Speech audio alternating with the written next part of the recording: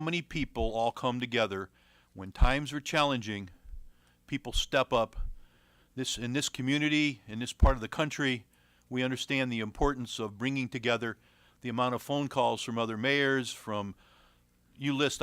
There's a list is literally a whole page long of individuals who come together and said that we're here for you.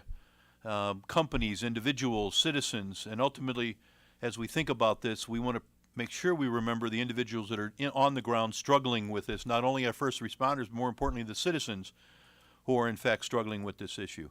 So with that, please, let's take a moment of silence.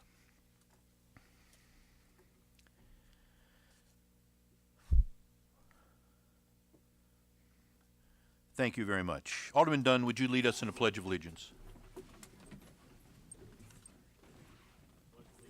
To the flag of the United States of America, and to the republic for which it stands, one nation, under God, indivisible, with liberty and justice for all.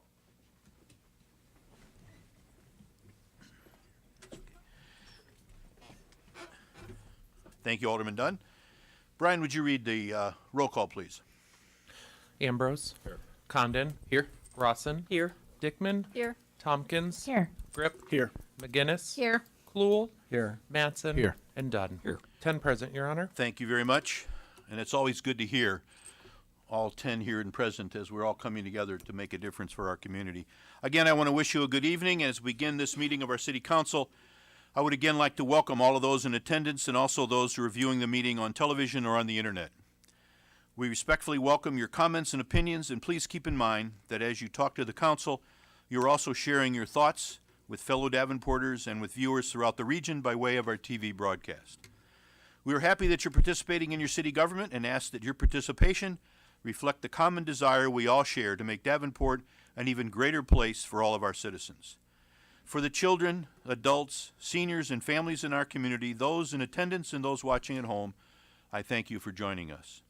At this time, we ask that you turn off or silence your cell phones and other electronic handheld devices, as they can be disruptive and interfere with the audio system here in the chambers. If you wish to address the council on a specific item that appears on a committee agenda, you're encouraged to do so during that standing committee. You will also have an opportunity to address the City Council under Public with Business portion of the meeting, which will occur towards the end. When addressing the council, I ask that you step to the podium, wait to be recognized by myself or the committee chair, and speak to the council as a body and not to any single member. We will ask that you limit your remarks to no more than 5 minutes. And again, ultimately, I ask that everyone observe, and I know you all will, the commonly accepted rules of courtesy, decorum, dignity, and good taste. That's how we live in this part of the world, and this is how we live in this city. So thank you for that. First of all, I've got those two. Is there a city administrator update this evening? Yes, Your Honor. I have a fairly lengthy flood update. So I'll start with kind of a citywide update. We do have pumps in the area, all around the area, and those are being monitored by staff on a 24/7 basis. Any residents or businesses who need sandbags or have any issues with sewer backups can call Public Works at 326-7923. And we have several truckloads of sandbags on hand in the event that anyone needs them this evening. Now I'll break it down a little bit geographically. So we did install the temporary flood wall or flood barrier in the East Village yesterday, so that's fully operational at this point. Downtown, all of our sandbag requests are currently fulfilled, again, unless we have some more this evening. We did have the Coast Guard on site today to assist residents and businesses with getting into their properties to get belongings or do some additional shoring up. And Public Works staff is currently working on an updated traffic map or traffic plan for the area that'll be released later this evening. We were in the West End for quite a bit today. We started to see some water seeping there. Staff did go door to door with some precautionary notice. We do not have an evacuation of the area, but we did want to let residents know what to expect, how to interact with staff, and what to expect if we needed to take more action in the area. We have several pumps. We did dump several dump trucks worth of sand in the area earlier today, and we've got several pumps working to receive the water back. Thank you very much. And again, I want to thank, starting early yesterday afternoon, I was with you in Brandon for a lot of that time, but then came back, did another meeting. But throughout the day, I saw many of my colleagues either on a site, downtown, throughout the community, getting feedback. And as we all know, we are here to help, and we're here to do whatever it's going to take to not only deal with the immediacy of this, but make sure we're there for the long run to help people. So thank you for that. We have 4 public hearings this evening. Our first are in community development, and Alderman Rawson will lead those public hearings, and Alderman Ambrose, as vice chair, will support. Thank you, Your Honor. We have 3 public hearings this evening. I open the public hearing for case REZ 19-02, request of Jennifer Smith, SJ56 LLC, Russell, to rezone Lot 1 of Crow Valley Plaza, 12th Edition, from CT, Commercial Transitional District, to COP, Commercial Office Park. Property contains 9.58 acres and is located on the East 56th Street, east of Utica Ridge Road in 6th Ward. Is there anyone from the public that would like to comment on this item? Yes, ma'am. Please state your name and address for the record. Sure. Jennifer Smith with Russell, 4600 East 53rd Street in Davenport. We've had several meetings with the residents next door to us for this property, as well as the public hearings, 2 public hearings from Planning and Zoning to discuss this. And as we've kind of told everybody, it's a preemptive rezoning that we're looking for this property based upon the 5,000 square foot maximum footprint that the CT zoning ordinance calls for, which is new from when we originally purchased the property. And we just felt that by doing this rezoning to the office park, which fits with everything that's currently developed around us, we would expand our options of potential developments to come there, just because what we've seen, the trending in marketplaces tends to be the single-story, larger footprints for the office users. So we just thought that we would try and get ahead of that to save people. A lot of times when people are coming in with looking for new office headquarters or new spaces, time can be of the essence, and this process, as you know, takes about 3 months, and that can kill a deal from a construction perspective. So that's really the reasoning behind our rezoning. As we've told the neighbors and everybody, we don't have anything in mind or anyone in our pocket looking to develop at this point. We will obviously come back forward when we do, but this is really just a preemptive move to expand our development opportunities. Thank you. Yep. Anyone else from the public on this item? Yes, sir. Please state your name and address. When you get up to the, yeah.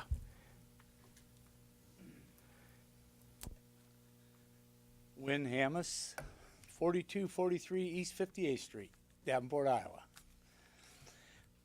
I didn't make the last meeting because I was out of town. I made the first meeting that they had. And I have 2 objections on this.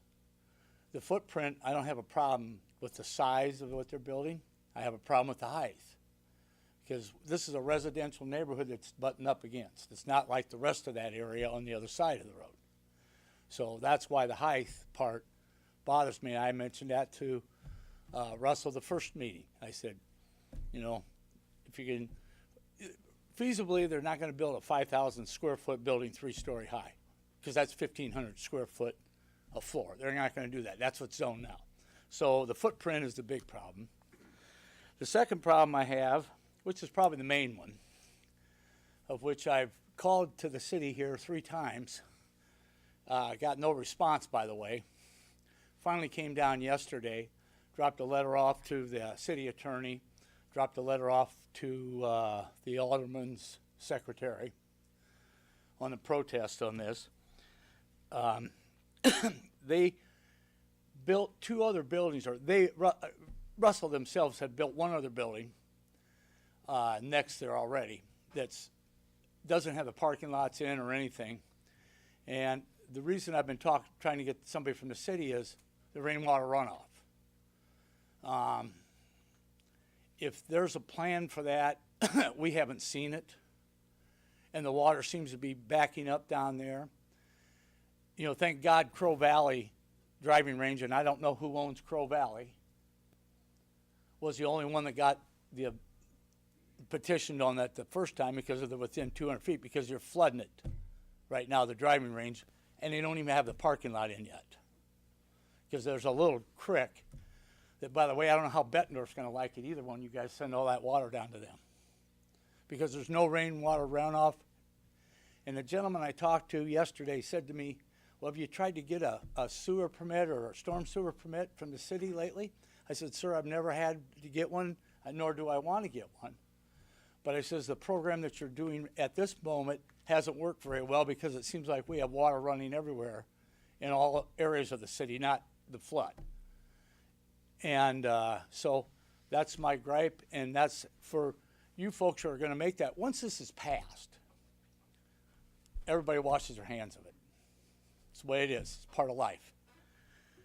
But it's your responsibility to make sure that this is done. So if we're going to give them the permits, then before it's done and before it's rezoned, there should be some kind of rainwater retention put in there, because the spot that they're really doing right now, and if none of you are aware of it, I know Rich is because he's been out there, all the water from 53rd Street and where their offices are and all the stuff that they're building, US Bank, Wells Fargo, all the Genesis stuff, McDonald's, all that water runs down there into this lowland area that you have on your map. You'll see that there.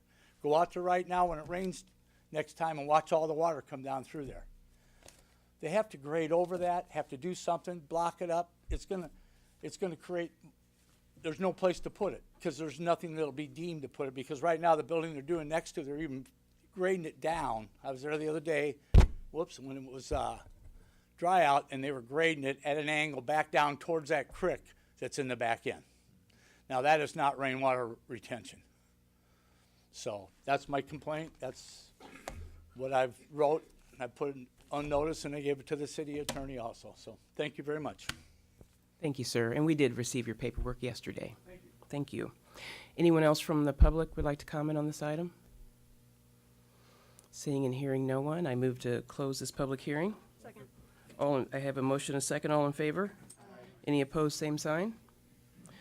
Okay, that public hearing is closed. Second public hearing for case REZ 19-03, request of the City of Davenport for a zoning map amendment from RMF Multifamily Residential District to CT Commercial Transitional Zoning District on 1 acre, more or less, for the property located at 709 East 46th Street in Ward 7. Anyone from the public that would like to comment on this item? Seeing and hearing no one, this item, I move to close the public hearing. Second. All in favor, say aye. Any opposed, same sign. That public hearing is closed. The third and final public hearing for community developments for case REZ 19-04, request of the City of Davenport for a zoning map amendment from C2 Corridor Commercial Zoning District to RMF Multifamily Residential District on .25 acres, more or less, for the property located at 641 and 643 East 46th Street, the west 60 feet only in 7th Ward. Anyone from the public that would like to comment on this item? Seeing and hearing no one, I move to close this public hearing. All in favor, say aye. Any opposed, same sign. And Your Honor, back to you. This takes care of community development. Thank you, Alderman Rawson. Our second public hearing will be led by Alderman Mattson, and it's under finance. Thank you, Your Honor. I open the public hearing on public hearing not to exceed $51,225,000 in general obligation corporate and refunding bonds series 2020. Is there anybody from the public that would like to talk with this about this? Council. Hearing and seeing no, I'm sorry, public. Hearing and seeing no one, I motion to close the public hearing. Second. All in favor? All right, Mayor, back to you. Thank you very much, Alderman Mattson. We have no presentations tonight, and under petitions and communication from the council members and myself, Alderman McGinnis, do you have anything on community engagement as the chair? Yes, Your Honor. Thank you very much. First, I just want to say, to echo the mayor, so many people have stepped up in so many ways for helping people who are dealing directly with the flood, whether it's a business, a not-for-profit like RME, and it's, this is what we do here in Davenport, and it's always impressive to see. And many thanks also to our staff who's working very, very hard to deal with this and many weather emergencies over the past few months. So I had a few things tonight. First of all, just flooding-related things. Due to the flooding, this week's Freight House Farmers Market is relocated to the Scott County Administration Building at 4th and Western. In Davenport, the Saturday hours are 8 a.m. to 1 p.m. Sunday hours are 10 a.m. to 2 p.m. So if you want to come down and support the farmers market or any other business downtown, there's lots of businesses that are still open, and so please come down and spend some of your money down here. Scott County Emergency Management Agency will be the clearinghouse for volunteer efforts. So if you want to help people, you can call them at 563-484 3086, or if you need volunteers, if you need help, you call 563-484-3098. Right now they're doing pretty well with volunteers, but they do anticipate as the floodwaters recede, there will certainly be lots of cleanup effort as well. That's where we'll be going. Now, keeping on the water theme, there is such a thing as a free lunch, and it's happening during this year's Spring Snapshot. This event engages residents in water quality through a user-friendly process for data collection. The Snapshot is next Tuesday, May 7th, from 8 a.m. to noon. It's beginning at Davenport Public Works. Volunteers will learn how to sample water right there, and then you'll be assigned to a specific site. And after collecting the data, it's back to Public Works for the aforesaid free lunch. So to volunteer, you can go to www.xstreamcleanup.org for more information. And finally, families dealing with a loved one with mental health with mental illness can find support and information during 3 seminars that are beginning on May 11th at the Davenport Public Library. NAMI, National Alliance on Mental Health, Family and Friends, will present discussions on diagnosis, communication, self-care, and crisis strategies. And this is Mental Health Month. May is Mental Health Month. So for more information, you can visit www.davenportlibrary.com, select calendar events on the front page, and then click on Program and Events tab, and then type in NAMI on the search bar, and you'll find there'll be 3 different seminars. So if that's important to you, or you know someone who needs that, please let them know. And that's it for me, Your Honor. Thank you, Alderman McGinnis. Alderman Dickman. Thank you, Your Honor. Wanted to invite everyone to the next second ward meeting. It will be May 23rd at 6 p.m. at the Fairmount Library, and we will be having someone from Public Works discussing stormwater management, which seems very on point at this moment. So hopefully we'll see some of you there. Thank you. Thank you, Alderman Dickman. Alderman Mattson. Thank you, Your Honor. I want to also say thanks to our police, fire, and public works response, and to our city staff for their quick response on dealing with the water, and then to the Red Cross for helping out, and to Culver's, who's donating the food, Culver's on Jersey Ridge, and to Mid-American for their quick response. And then last weekend, there was an organization that kind of went at the public house, and they had a big cleanup in Northwest Davenport. So all the people that helped with that, thank you. Thank you, Alderman Mattson. Alderman Condon. Thank you, Mayor. I had a chance to get down there and see the flood, and I just wanted to offer up applause for the citizens of downtown and the business owners down there. I'm sure there's going to be some anger and upset feelings, but that's not what I saw yesterday. There was a little bit of disappointment and heartache, but the overwhelming sentiment down there was support, and it was amazing to see so many people helping out their neighbors. I wanted to also applaud staff, police, fire, and especially Public Works for all the hard work that they did. And we appreciate everything you guys did to try to keep everybody dry. And finally, I wanted to applaud all of Davenport and the Quad citizens in general, because I was reached out to by so many people asking how they could help. And it was just really, really encouraging. And if I may have a point of personal privilege, some good news. We welcomed into the world the newest downtown resident last night. My wife gave birth to baby Margaret last night this morning. Yeah. So, whole family's doing really well. Her brothers are excited to have her. She wanted to know, she said, well, what do you mean we don't have a flood wall? And I was like, don't get started. But other than that, she's really excited to join us. So thank you. Yeah, that was the baby saying that, yes. I understand. What was the name you were discussing last night when we were down there about 9 o'clock or something? If it was a boy, it was going to have to be Noah. But, yeah. I like that, actually. Thank you, Alderman Rawson. Thank you, Your Honor. Also wanted to echo my colleagues' comments that staff and volunteers have done an exceptional job handling the flood. I have an office downtown that I haven't seen for the better part of a month because of the flood, but I knew when signing the lease that we would have a flooding issue, and clients have been great, and colleagues in the building have been great, and everyone's really been great about the flood and helping out and making sure everything's taken care of. Also wanted to let everyone know I'm having a ward meeting next Tuesday at 6 o'clock at Madison Elementary. As always, we'll have the police officers present to talk about trends in crime and criminal activity in the area and to answer questions.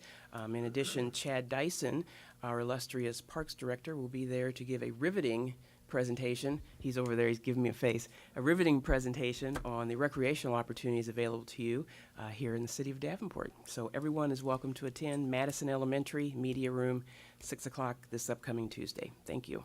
Thank you, Alderman Rawson. Alderman Ambrose. Thank you, Honor. First off, I want to thank our police department. Great police work last Friday, and it's just an example of how hard our great police department is always out working in the neighborhoods. So, we're very fortunate. We always got to keep our police department and all law enforcement in our prayers. The good news is on May 14th, we're going to have a ward meeting at the Fairmont Library at 6 o'clock. We're going to talk about how to deal with crime and keeping our neighborhoods safe, along with dealing with neighborhood nuisances. If you got rental property that doesn't take care of the property, if you got neighbors that aren't good neighbors, we're going to have staff there to show you how to take care of it and who to contact. So you want to know a little bit more about keeping your neighbors safe and being a good neighbor, next May 14th at Tuesday. And once again, thanks, Chief. Thank you, Alderman Ambrose. Alderman Grip. Thank you, Your Honor. This past weekend, I hosted a QC Big Table here at City Hall on Saturday. I'd like to thank Alderman Dunn and Mr. Gilmore for attending. We had 7 people, and our topic was building better cities.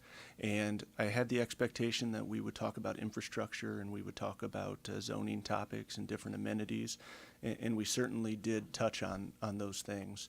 But the thing that kept coming up is what makes a great city, and it is community.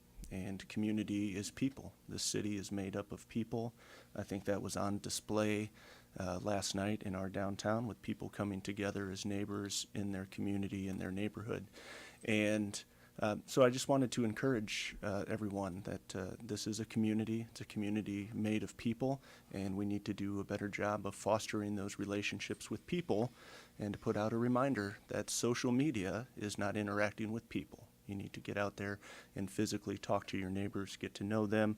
And for me, my takeaway was I need to be a better neighbor in my own neighborhood and within the community. And that's what I intend to do, is take a few action items and get to know people that I otherwise may not know or get to speak with. Thank you, Alderman Grip. Alderman McGinnis. Thank you, Your Honor. If I can speak for Third Ward this time, and I'll be quick. Yes, our Third Ward meeting is scheduled for May 9th at 6:30. That we were going to do a tour of the new Gordon Van Tine, which we will do, but right now it has HESCO barriers around it. So I'm going to put that on hold for this month, and we will have a topic, and we'll be getting that out through the regular meeting. So stay tuned. But that'll be next. It'll be next Tuesday night or Thursday night, the 9th at 6:30 at the Davenport Police Department. Thank you. Thank you. And just very quickly, I just wanted to add, we have a tendency, as it happened yesterday, a tremendous outpouring. The work is not over. This spirit, we need to encourage it, support it, and grow it over the next few weeks and even longer in some cases, depending on the circumstances. So the Public Works people, we think about this event, but they had a long winter. Then they're starting to deal with potholes, and now we got a flood. And a lot of our other public safety people have been doing those same issues. So let's remember it's a long process, and we want to continue that support. But that can-do attitude is really all about Davenport. As I was down there early this morning walking from the Gain Street down to the floodwater, ran into a couple people, but some are doing business. Major Art and Hobby is still doing business, keeping their basement cleaned up and so forth. And the manager and owner at Barrel House, said, I think we'll be open on Friday. So they're committed. This is, a challenge, but the whole committee comes together. And again, the list, I won't go through the entire list. We did that today at a media briefing early today. But there's a tremendous number of people that are involved from all different levels of government, all different individual organizations, other cities, other municipalities, other counties, all coming together. And again, it just gives me another reason why I love being in the Midwest, because that's how Midwesterners work. So thank you for that. Next, we're going to move on, some action items for discussion. The first area is community development, and Alderman Rawson will lead the discussion. Alderman Ambrose will set the agenda. Thank you, Your Honor. We have 5 items for discussion this evening. The first item is a second consideration for ordinance for case ORD 19-01, being the request of the City of Davenport to amend various sections of Title 17 of the Davenport City Code entitled Zoning by correcting scrivener errors and amending certain dimensional standards. And I would like to ask up front if someone from staff can come up and discuss an item that we had talked about earlier. I think it was item number 2, about the C3 change to 55 feet height. Thank you, Matt. I'm Matt Flynn, Community Planning and Economic Development Department. And I understand the concern is about the suggestion by staff and recommendation by the Plan and Zoning Commission to raise the maximum building height in the C3, which is the general commercial district, from 50 to 55 feet for a single-use building and 70 to 75 feet for a mixed-use building. Well, it did come to our attention pretty quickly after we adopted the code. We had a request for a new hotel, actually a 5-story hotel in the Elmore corridor that was coming in the C3 district, but was coming in at 58 feet. So in trying to do some problem solving, looking, how can we address this? We looked at the dimensional standards in our commercial districts and found that our CT maximum height was 35 feet, C1 and C2 was 45 feet, C3 only went up 5 feet. And we thought it may make sense to go ahead and increase that to 55 feet. One of the factors there being that, generally speaking, a 4-story building you can still do in frame construction. You go to 5 and above, you're into a steel construction. There's a big difference in terms of how efficiently you can build a structure. So that's why you see a lot of 4-story buildings, which can push that over 50-foot limit, particularly if you're looking at like at a hotel that may have a 14-foot first floor lobby and things like that. So that's really the basis for that. But as we work the code, and we've got busy spring, we've got a lot of building activity. This is giving us an opportunity to identify things that could be addressed through these periodic reviews that we promised that we would do. Thank you, Matt. Does that answer your question? Yes, it does. Thank you. Anyone from the public that would like to comment on this item? Anyone from council? Alderman Kluel. Thank you, Madam Chair. Another question for you, Matt.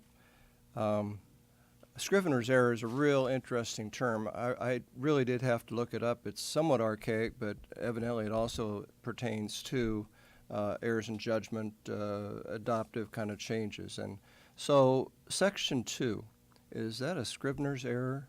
Or is that, because my concern was that we have one developer who seems to be directing this zoning change throughout the entire city. Can you talk about that a little bit? Sorry, actually, I came back up without the ordinance. So the Section 2, did you? Section 2 is the one that talks about Heart of America seeking to construct a hotel over 50 foot in height. And that seems to be the driver for why we're making this change to zoning code. I think that's what drew us to its attention. I personally would not consider that a Scrivener's error. Sometimes you'll find in a code, say, you have numbers transposed, things that might happen by mistake, that would fall more into that category. Okay. So it's just coincidental that that Heart of America is asking for this change, really? No, I would say that, when reviewing their building plans and seeing their building height, that's what alerted us to possibly needing to address that building height, which not only staff but the P&Z felt was probably just a little bit too low. Okay. The second part of the question is, I'm concerned, of course, about the height of the C3 buildings and the change. We're going from 50 to 55, and then in mixed use, 70.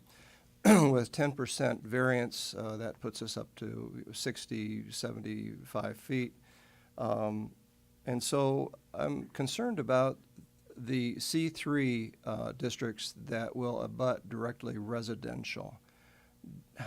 I don't suppose that there's a lot of C3 in Davenport that is not built out, but I'm assuming there are some C3 that aren't, and so I'm concerned about that juxtaposition of tall buildings next to residential. I'm thinking, for instance, the 50 new units that are to be built north of Costco.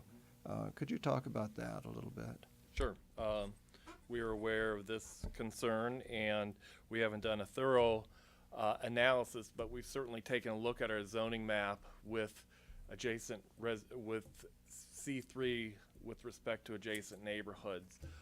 There are areas where we have undeveloped C3 adjacent to either developed or to be developed neighborhoods, and we'd be happy to provide that information at your meeting next week. Yeah, I would appreciate having that map. Thanks, Matt. Alderman Ambrose. Thank you, Madam Chair. As we look at this, I'd really would hope the city could have some flexibility on these issues. 5 feet, one of our great local developers, we want to be pro-business, pro-development, and I think if there's some way we can work some flexibility into these zonings, would be good business. So that's a thought for staff. Thanks. Oops, thank you, Alderman Mattson. Thank you, Madam Chair. Matt again, please. Sorry.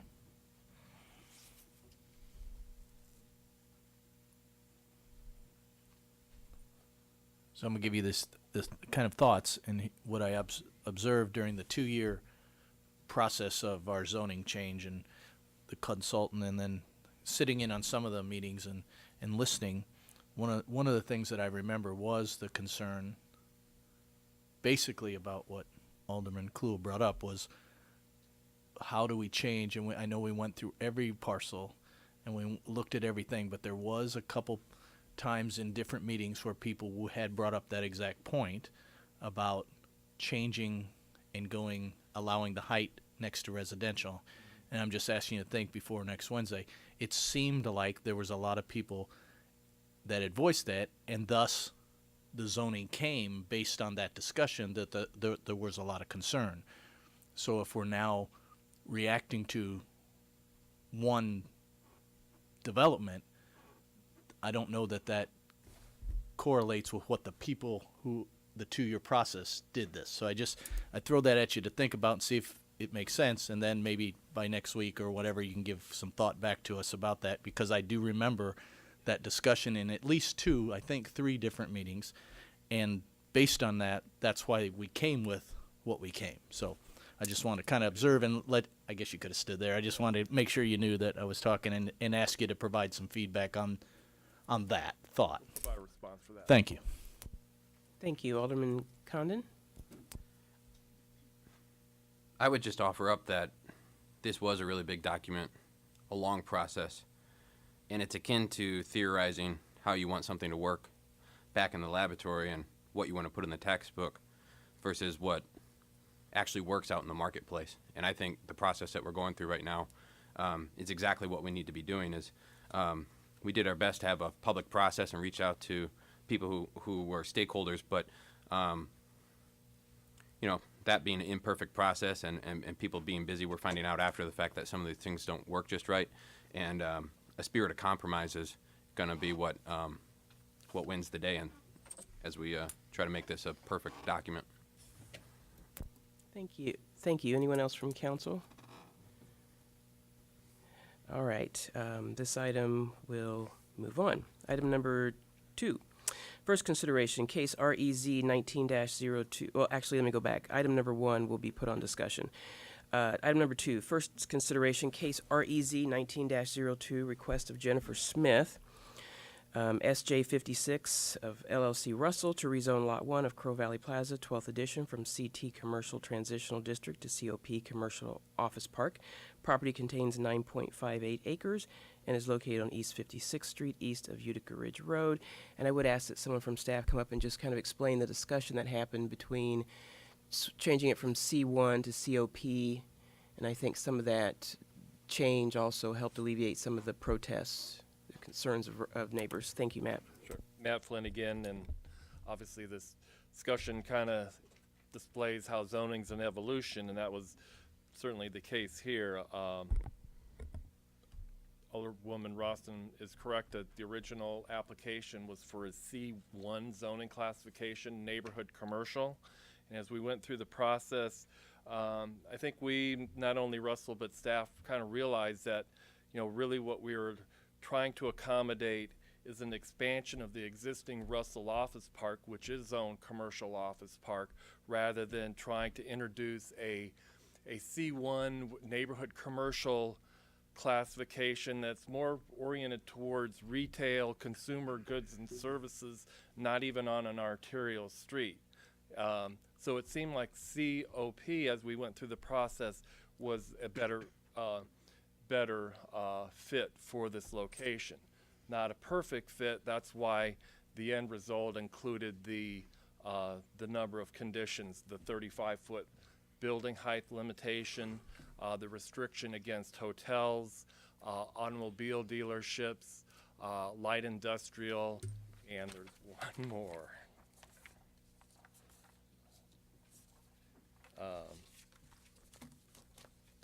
Or was that it? There's one other. I'm sorry. I brought the wrong ordinance up again. So anyway, any other questions? So I have Alderman Ambrose. Do you have a question for Matt, or should he stay up here? Sure. You could earn his money. So Matt, Mr. Hammes was commenting about the stormwater, and it's probably not so much what's being proposed, but what's going on now. When you have some time, can we have someone out there just, you know, with all this rain, it's a pretty unique situation, you know, just make sure everything's being addressed properly. We'll work through the Public Works and Natural All right. Resources to get Thanks, somebody Matt. out there. Thank you. Alderman Grip? I can wait till after public comment if there is. Okay, sorry. Did I get myself out of whack? That's okay. Thanks for that. Thanks, Matt. Holding on the rest of council comment, anyone from the public that would like to comment on this item? We went through it in the public hearing, and I just skipped it in my head. Anyone from the public? Okay, seeing and hearing no one. Now we'll come back to council, and I will call on, looks like Alderwoman McGinnis. Thank you, Alderman Rawson. Yeah. No. I had a question. I did have a question and to Mr. Hammes's point. Mr. Hammes had said he had had a problem with the height, and I'm sorry, Matt, I'm going to ask you again. So the original height was 45, and the new height is 35. Is that correct? That's correct. COP, you know, the last time I kind of talked about this, I'll say a hierarchy of zoning. I see COP as kind of a special district. That being said, the height limitation in COP is 45 feet. And to reduce that to 35 feet would make it very difficult to do, first of all, to do a 3-story building. You're effectively talking about a 2-story building. And actually, there's no other zoning district in the city that has a height restriction more than 35 feet. So even in our residential districts, our low-density residential districts, you can build a 35-foot tall structure. That's why that number didn't end up lower than it actually did. So it's 45 feet for COP, not 35 feet? It's 45 within the code. This ordinance for this property would, as written, would impose a 35-foot Okay. height Okay, all right. restriction. All right, you might want to just stay there, Matt. And I want to skip back to Alderman Grip. Do you want to jump ahead one? Yes, please. All and right, thank go you. for it. All right, so I just want to kind of point this out as a clarification. So as when I was in Alderwoman Rawson's seat as the chairperson for community development, and we were going through the zoning rewrite, this property was brought up, as a lot of properties were, by the property owner. Okay, and this property was split. Okay, the property had two zonings. On one side it was zone CO, and on the other side it was zone C1. Okay, and the property owner came to our staff and basically said, if you are going to zone us in this new zoning update, we would like to be C1. All right, and as you guys have remembered, we all know this has been a very active part of our community. The neighbors have been down here for the better part of a year. I think we all know them, and they're here, and we thank you for being here. So staff's response was, no, we're not going to do that. We're not going to give you all C1. We're going to zone you as we see fit. And we want this to be a conversation that you have publicly with the neighbors, with the council, et cetera. They wanted that decision to be made here. And Alderman Kluhl, definitely, as the ward alderman, said, I think that's the right thing to do. And he was also the vice chair of community development. And as the chairperson of community development, we said, yes, we agree. Any decision that's being made up there, it needs to be public with the input of the community. And I just want to say that not to persuade anyone either way, but to say that that's what happened. This was a conversation at the time of the zoning update, but we did make the conscious decision to make sure that it was a public conversation. So then I did have two questions for you, Matt. So the first question is, my guess is that the other Russell development, which I believe is one parcel to the east, they are under our most current water runoff ordinance, where they have to retain that water on property and then let it leave at the same rate as it would have. Is that true? Well, I would defer that to Public Works. Okay. To be honest, I don't know when our latest amendments to our stormwater code were made and when the building permit was. Okay. If we can get that answer, because I'm assuming that's true, but I want to know that that's true, and then I want to confirm that if this rezoning were to go through, this new development would be held to that standard which Mr. Hammes brought up, which I know that to be true. Right? Okay. So my second question is, you gave us this nice comparison between a C1 development and a COP development. And I think you kind of gave the answer, but I want to make sure that we get it very clearly. Max height for C1 and COP is the same at 45 feet, but coming from P&Z, there's a restriction at 35 feet. What is the height restriction for CO?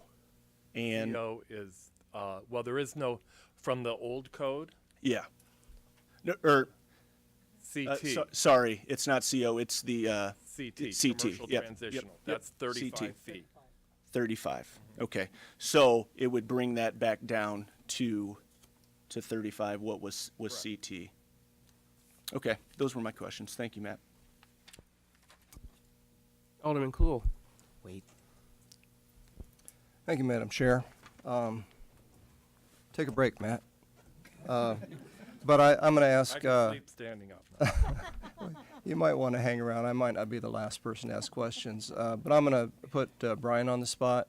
Brian, if you could answer that question about where we stand in terms of the water management manual, no more water going off prior to development than after. Brian Shad, Public Works. In general, the 1.25 inch rainfall on a property has to stay on said property after it's been developed. If there is no plans in place, permit issued, they do need to abide by the current stormwater policy. and staff is going through that stormwater policy to do a few more updates, which we hope to have in front of you here in a few months. So it is applicable to this particular situation? Correct. Thank you. Well, just a few things. I want to first thank Russell and Jennifer Smith in working with myself and the neighbors out there. Been very accommodating in terms of listening to our concerns. I'd especially like to thank the folks from the neighborhood.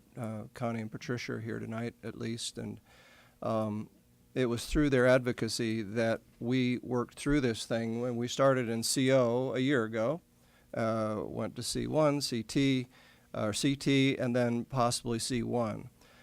We had a couple of neighborhood discussions. Unfortunately, the first one that we had in February, I think we had this one. We had snow, and we had all of one person there with myself and Jennifer and Miss Russell.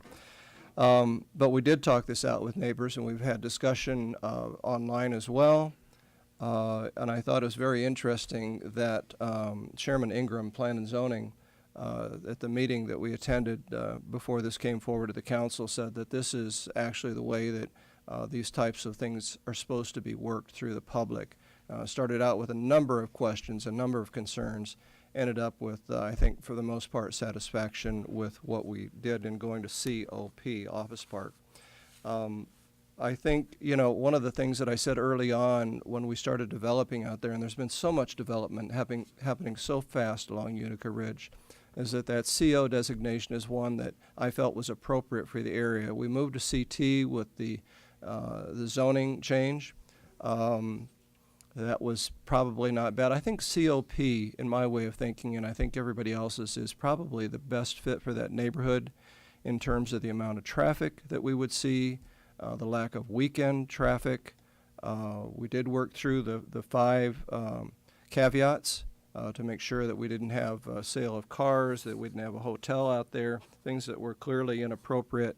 In the end, I think we ended up in a very good situation. Now, one of the continuing issues that we've had that everybody out there is concerned about is water. Most concerned, I think when Hammes talked about it, he said, what about the comprehensive effect of all of the development that's going on out there in addition to this one? That is something I've worked with Public Works on, making sure that we keep a handle on what's happening, as it's happening so fast out there with what's happening to the water. There is a swale that goes through this particular parcel, but the Public Works folks have put cleaning, number one, cleaning that storm drain out there, keeping that clear on a routine basis. They're also working with Public Works in Davenport, because this is kind of an issue that we both share. The fact that our water management guidelines say that we're going to send no more water off the property than occurred during pre-development. Those things assure me that we're going to have a handle on this. We're going to have to continue, though, to keep track of that situation with water. It is I think, the prime issue that we have out there in the Crow Creek Villas. So all in all, I think, things went very well. This is the way democracy, I think, should work. Everybody had a say, and when you hear the final verdict coming here in a few weeks from the City Council, I think we'll see that it played out as our founding fathers intended that it would. Thank you, Madam Chair. Thank you. Thank you. Anyone else from council? Seeing and hearing no one, this item will move on.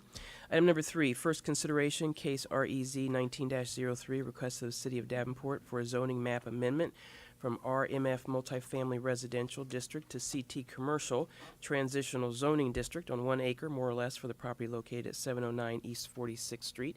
Anyone from the public would like to comment on this item? Anyone from council? Seeing and hearing no one, this item will move on. Item number 4 is a first consideration for case REZ 19-04, request of the City of Davenport for zoning map amendment from C2 Corridor Commercial Zoning District to RMF Multifamily Residential District on 0.25 acres, more or less, for the property located at 641 and 643 East 46th Street. The west 60 feet only. Anyone from the public that would like to comment on this item? Anyone from council? Seeing and hearing no one, this item will move on. Item number 5, resolution for case F19-04, request of Jared Mahaffey of CESO Incorporated for a final plat of a replat of Lot 33 of Spring Village Addition, a single-lot subdivision located northwest of the intersection of Kimberly Road and Bell Avenue. Anyone from the public that would like to comment on this item? Anyone from council? Seeing and hearing no one, this item will move on. I would ask Alderman Ambrose to set the agenda. We'll put 1 and 2, or we'll keep 1 and 2 on discussion, and 3, 4, and 5 on the consent. There's been a motion and a second. All in favor, say aye. Aye. Any opposed, same sign. That development, Your Honor. Thank you, Alderman Russell and also Alderman Ambrose. Our second area to be discussed is public safety. Alderman Grip will lead the discussion. Alderman Dickman will set the agenda. Thank you, Your Honor. Item number 1 is a second consideration ordinance amending Schedule 7 of Chapter 10.96 entitled No Parking by adding 4th Street along the north side from Ripley Street West to the Scott County Courthouse driveway. Is there anyone from the public with comment? Anyone from the council? This will move on. Item number 2 is a first consideration ordinance amending Schedule 15 of Chapter 10.96 entitled Pedestrian Traffic Signals by adding Hickory Grove Road across from 2705 Hickory Grove Road. Is there anyone from the public here that wishes to comment on this? Please step to the lectern, state your name and address or ward, please. My name is Ingrid Scardino. I'm the Safety, Health, and Environment Director for Cobham. And we are requesting the traffic signal. We have about 100 employees that are currently crossing the street, Hickory Grove Road, busy street. So we want to ensure their safety as well as any visitors or contractors as well. So just ensuring their safety. Thanks. Thank you. Is there anyone else from the public who wishes to comment? Anyone from the council? Alderwoman Dickman?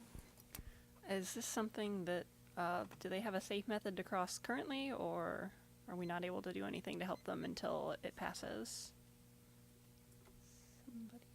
I just had to deploy Public Works down to the riverfront, so we can get back to you by next week and let you know. Okay. I would be, no, we can't move it forward. We can't move it forward or move it. Oh, yeah. Okay. Motion to suspend or to have it moved on 2nd and 3rd next week.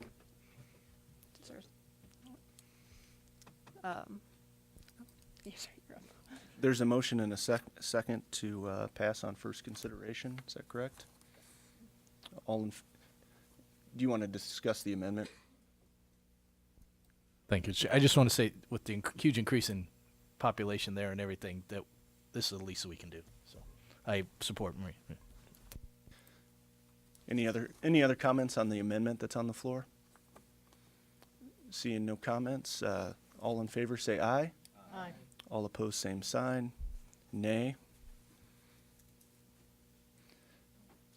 All right, and I did. I said nay, yes. Okay. So that amendment has passed, and that item will stay on the discussion agenda. And we will vote on that next week. Okay, thank you. All right, item number 3 is a first consideration ordinance amending Schedule 6 of Chapter 10.96 entitled Speed Limits by updating the speed limit on 53rd Street from Brady Street to the east city limits to 40 miles per hour. Is there anyone from the public who wishes to comment on this? Anyone from the council? Oh, go ahead. Adam McWilliams, 5th Ward. Just a clarification, what is the speed limit set now?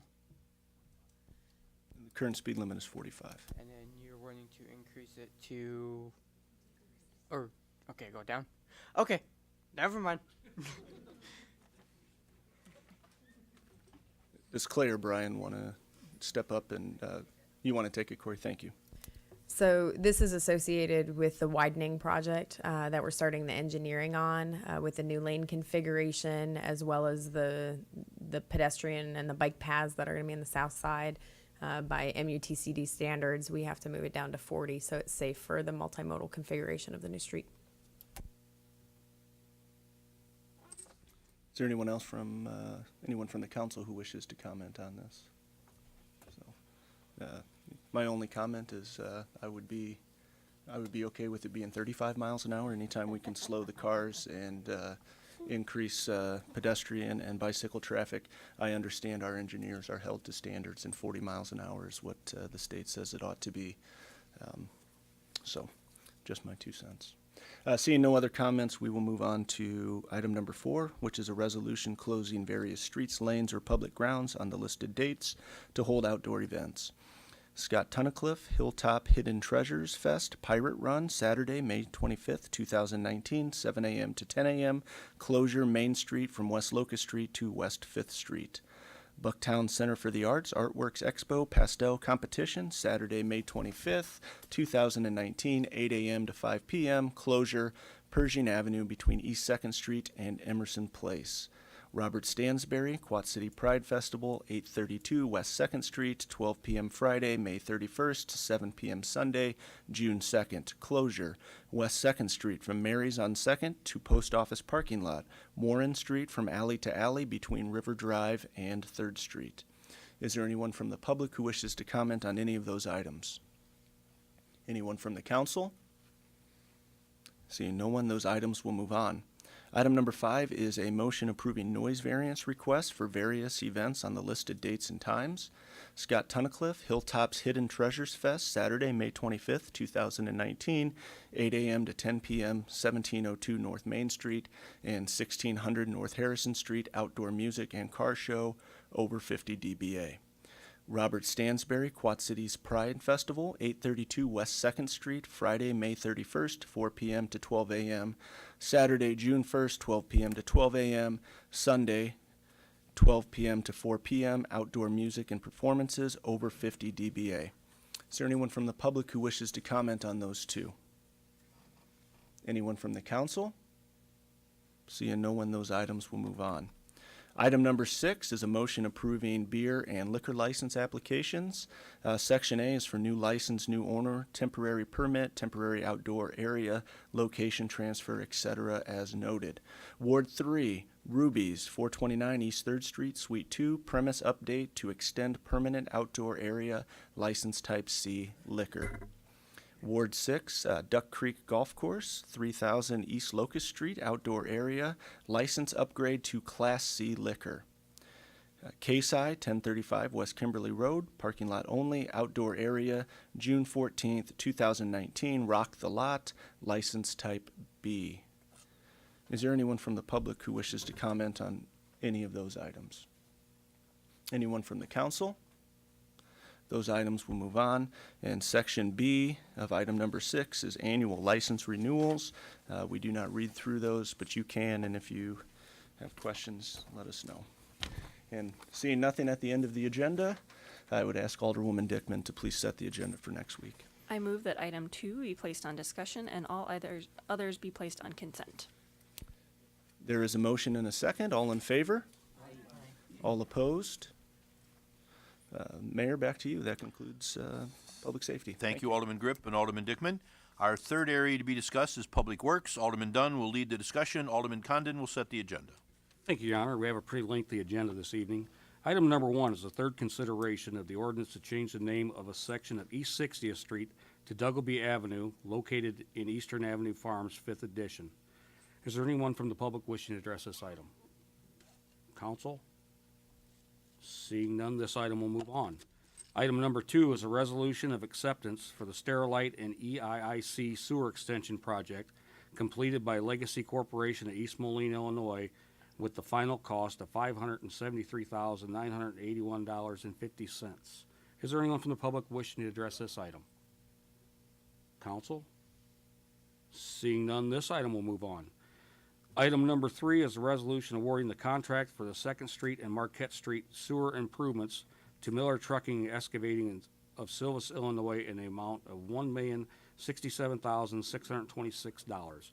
Is there anyone from the public wishing to address this item? Council?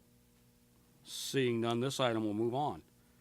Item number 4 is a resolution to approve the contract for the Jersey Ridge Road and Cromwell Circle turn lanes, Phase 2, to Langman Construction of Rock Island, Illinois, in the amount of $223,673. Is there anyone from the public wishing to address this item? Council? Seeing none, this item will move on. Item number 5 is a resolution approving the contract for the DOT Full Depth Patching Program to CDMI Concrete Contractors Incorporated of Port Byron, Illinois, in the amount of $133,950. Is there anyone from the public wishing to address this item? Council? Seeing none, this item will move on. Item number 6 is a resolution approving the contract for the East 36th Street Reconstruction Project to CDMI Concrete Contractors Incorporated of Port Byron, Illinois, in the amount of $297,581. Is there anyone from the public wishing to address this item? Council? Seeing none, this item will move on. Item number 7 is a resolution approving the contract award for the West High Street Flood Mitigation Project to NJ Miller Incorporated of Bettendorf, Iowa, in the amount of $155,413.50. Is there anyone from the public wishing to address this item? Council? Seeing none, this item will move on. Item number 8 is a motion approving a change order in the amount of $49,088 for the Veterans Memorial Parkway project from Jersey Ridge Road to I-74. Is there anyone from the public wishing to address this item? Council? Pretty quiet tonight. Seeing none, this item will move on. Item number 9 is a motion approving a contract amendment for the 4th and Leclerc Street Sewer Separation Project with Langman Construction in the amount of $53,000. Is there anyone from the public wishing to address this item? Council? Seeing none, this item will move on. And finally, item number 10 is a motion approving the contract for demolition of 4 structures to Central States Contractors Incorporated of Marion, Iowa, in the amount of $59,960. Is there anyone from the public wishing to address this item? Council? Seeing none, this item will move on. And Alderman Condon, would you please set the agenda, please? Yes, I move to place all items on consent agenda. We have a motion and a second. All in favor? Aye. Any opposed? That concludes Public Works for this evening, Your Honor. Thank you, Alderman Dunn and Alderman Condon. Our last area to be discussed is finance. Alderman Mattson will lead the discussion. Alderman Kloul will set the agenda. Thank you, Your Honor. I'll open the 4 items discussion for finance tonight. Item number 1, resolution approving the contract for repairs to the Parks and Recreation Department maintenance building at Vanderveer to Bi-State Masonry Income, Rock Island, Illinois, in the amount of $156,718, CIP Project 10519. Is there anyone from the public like to comment on this? Anybody from the council? Very good. Number 2, resolution establishing the method and timing of interest rates for special assessments. Anyone from the public like to comment on that? Council. Very good. Number 3, resolution making provisions for the issuance of not to exceed $51,225,000 in general obligation corporate and refunding bonds, Series 2020. Anyone from the public like to comment? Council. And last, number 4, motion directing the city administrator to complete various parks projects with the $350,000 allocated in the Parks Development Project in FY 2020 Capital Improvement Program. Would anybody from the public like to comment on this? Council. Alderman Grip. Thank you, Alderman Mattson. One thing I've talked with Director Dyson about this, but I also wanted to say it publicly, is over the years before I was on council and now that I've been on council, I think the way that we've engaged neighborhoods with our neighborhood playgrounds has really not worked. Where we've gone out for RFPs for the playground structure, and then once we've gotten the RFP, then we ask for the neighborhood's opinion on what it should look like, and we've kind of lost our flexibility at that point for the neighborhoods to have real input on what is going in their neighborhood park. So one thing I've recommended to Director Dyson, and I think that he agrees, and in his past position they've done it a different way where they're going to seek that input from the neighborhoods first before they go out for RFP. So if there's certain things that neighborhoods are after, those are going to be included in the specs for the RFP. I think that's the right thing to do, and I think it's better than what we have been doing. Okay, thank you. Very good points. And then last, we have purchases of $10,000 to $50,000. They're on your agenda. We don't read them. So I'll ask Alderman Kloul to recommend an agenda. Thank you, Mr. Chair. I move that all items be moved forward to the consent agenda. There's a motion and a second. All in favor? Any opposed? Very good. Mayor, back to you. Thank you, Alderman Metzen and Alderman Kloul. Are there any other ordinance resolutions in motion this evening? Seeing none, is there any public with business tonight, please?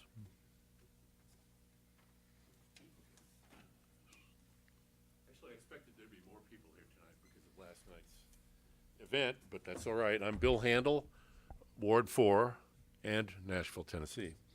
And last week, I made a proposal to renovate and make River Drive more of a flood protection barrier for the downtown Davenport riverfront. And as it turned out, it's even more of a prescient, comment at that time.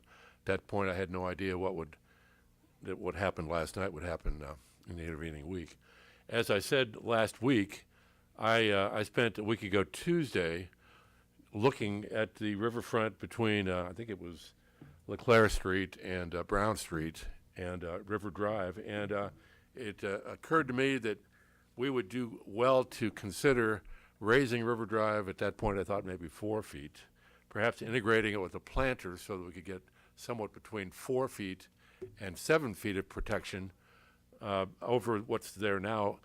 Even assuming that River Drive is only 15 feet, that would bring us to 22 feet 6, which is very much, very close to the actual 93 flood. People say, I want to digress one thing.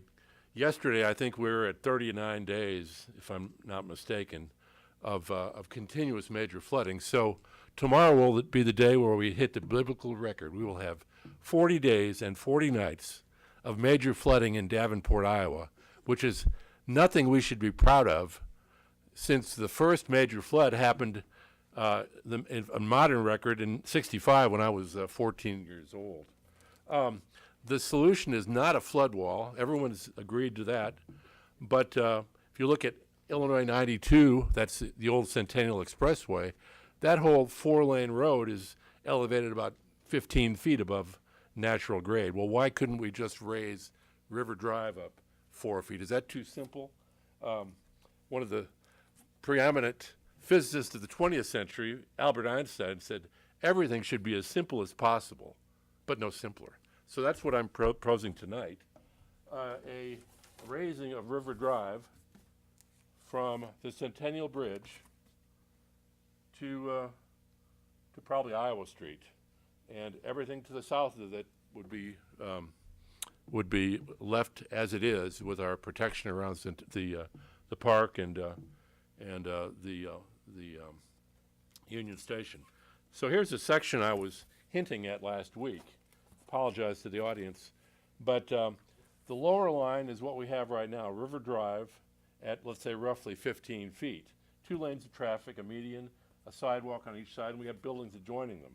If we raise River Drive by 5 feet, have a 2-foot planter on one side, obviously we'd have that protection. What would it cost? Well, this is just a 5-minute study, and obviously the Public Works Department, they have the people that could do this probably in 1 week to come up with different scenarios how this might work. They're very talented people there, but this is it. The 3,700 feet of length times a 75-foot width times 4.11 feet of, I'm calling it gravel, whatever we need to make it watertight, 1.18 million cubic feet, 43,000 cubic yards, at let's say $40 a cubic yard, 1.74 million. 1.74 million. Reinforced concrete, 375 feet by 75 wide by 10 inches thick. That's pretty good concrete. 281,000 cubic feet, 10,416 cubic yards at $120 a cubic yard, 1.25 million. Total, 2.9 million for the fill and for the concrete.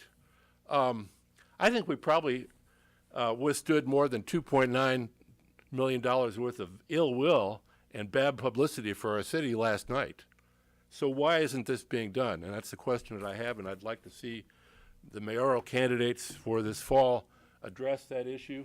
And I would like the Public Works Department to just do a feasibility study. Prove to me that it doesn't work. I think they can prove that it works. Thank you.